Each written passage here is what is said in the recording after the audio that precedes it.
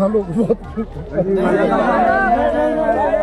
गलती नहीं है साहब, उसमें कोई गलती नहीं है, कोई गलती नहीं है, कोई गलती नहीं है। जिंदाबाद इंकलाब जिंदाबाद। पहले हाथ जोड़कर लोगों से मिलते हैं, फिर उनसे बात करते हुए उनकी आंखें नम हो जाती है, गला रुंध जाता है। इस बीच वहां मौजूद लोगों से बस ये जानने की चाहत कि उनके बेटे की गलती क्या थी। दरअसल ये हैं देवली उनियारा के निर्दलीय प्रत्याशी नरेश मीणा के पिता। जी हाँ, वही नरेश मीणा जिनकी वजह से कुछ दिन पहले राजस्थान का टोंक चर्चा में आ गया था। नरेश मीणा के पिता कल्याण सिंह मीणा समरावता गांव पहुंचे।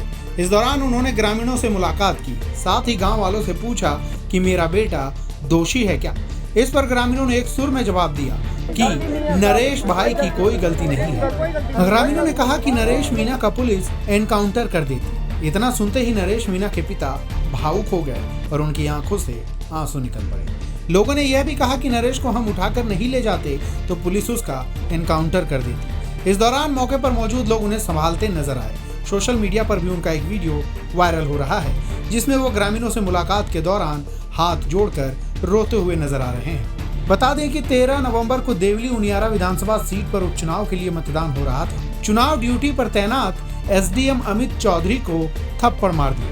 नरेश मीणा कांग्रेस का दामन छोड़कर निर्दलीय के रूप में चुनाव लड़ रहे थे। इस घटना के समय अमित चौधरी ग्रामीणों को मतदान के लिए मनाने का प्रयास कर रहे थे।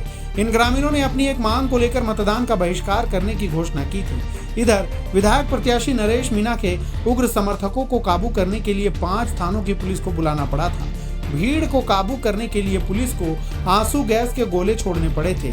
हिंसा और आगजनी के बाद नरेश मीणा और उसके करीब 100 से ज्यादा समर्थकों को पुलिस ने हिरासत में ले लिया था। हालांकि बाद में मीणा पुलिस कस्टडी से फरार हो गया था। नरेश मीणा का आरोप था कि एसडीएम ने पहले हिंडोली में एक महिला की पिटाई की थी। अमित चौधरी ने एक आंगनबाड़ी महिला, उसके पति और एक शिक्षक की पिटाई की। उन्होंने उन्हें धमकी दी थी कि वे अपनी नौकरी खो देंगे और जबरदस्ती वोट डलवाया गया था। इस मामले को लेकर 15 नवंबर को भी टोंक के समरावता गांव में तनावपूर्ण स्थिति देखने को मिली थी। इसी दिन नरेश मीणा को पुलिस ने गिरफ्तार कर लिया था और 14 दिनों की न्यायिक हिरासत में है। हवालात से उनकी तस्वीर भी सामने आई थी। आखिर इस अब समाधान क्या है? देखते क्या होता है आगे। न्यायपालिका जांच से चाहता हूँ। नरेश जी, आप छात्र लीडर रहे हैं। कल जो तमाम पूरा घटनाक्रम हुआ, क्या पूरा घटनाक्रम था, क्या किसकी गलती है? क्या अलग अलग बयान आ रहे हैं? कलेक्टर की गलती है सर जी। कलेक्टर साहब बीजेपी इसकी जिम्मेदार है। कलेक्टर अगर आ जाती समय पे, स्वयं कलेक्टर समय पे कलेक्टर आ जाती तो ये सारा कांड नहीं होता। तो ये आपकी क्या डिमांड थी जिसको लेकर? डिमांड मेरी नहीं थी, गाँव की थी। गाँव की डिमांड ये थी, गाँव की डिमांड ये थी कि इनको उनियारा उपखंड में थे, ये इनको उससे हटाकर देवली उपखंड में जोड़ दिया। उनियारा 15 किलोमीटर पड़ता है, देवली यहाँ से 95 किलोमीटर पड़ता है। इसको लेकर इनका बहिष्कार था।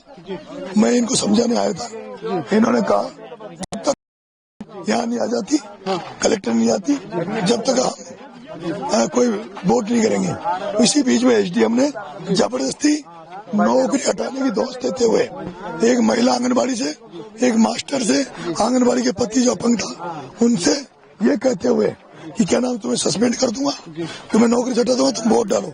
3 और जो एसडीएम था वो बीजेपी के एजेंट के रूप में काम कर रहा था। वो एसडीएम मालपुरा कन्हैयालाल चौधरी के अंडर में लगा हुआ है। कन्हैयालाल चौधरी का आदमी है। उस आदमी को जानबूझ के आरओ लगाया गया था ताकि वो बीजेपी को जिताने के लिए काम कर सके।